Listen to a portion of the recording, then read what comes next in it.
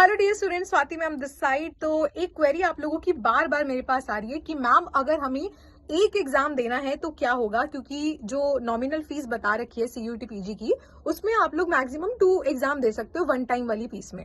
अगर आप उसके अलावा कोई एडिशनल पेपर देते हो उसके लिए आपको अलग से फीस देना पड़ेगा पर एग्जाम, है ना। जैसे कि एक जनरल कैटेगरी के बच्चे को 700 पर एग्जाम जो है एक्स्ट्रा देना पड़ेगा और एक दूसरे कैटेगरी के बच्चे को 600। Now the question and the query is कि आप लोग बार बार बोल रहे हो कि मैम अगर हम 2 एग्जाम दे सकते हैं 1400 के अंदर, हम एक जनरल कैटेगरी के बेसिस पे बात कर रहे हैं, तो क्या जरूरी है 2 एग्जाम देना? व्हाट इफ हमें सिर्फ एक ही एग्जाम देना हो?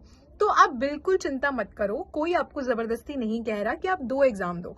सीयूईटी पीजी में एनटीए ने ये कहा है कि भाई आप एक एग्जाम में एटलीस्ट 2 पेपर आप जो है दे सकते हैं, क्योंकि फीस को पिछले साल बढ़ा दिया गया था। लेकिन अगर आप सिर्फ एक ही एग्जाम देना चाहते हो तो ये भी बिल्कुल अलाउ है। कोई आपसे नहीं कह रहा कि आपको दूसरा एग्जाम देने जाना है।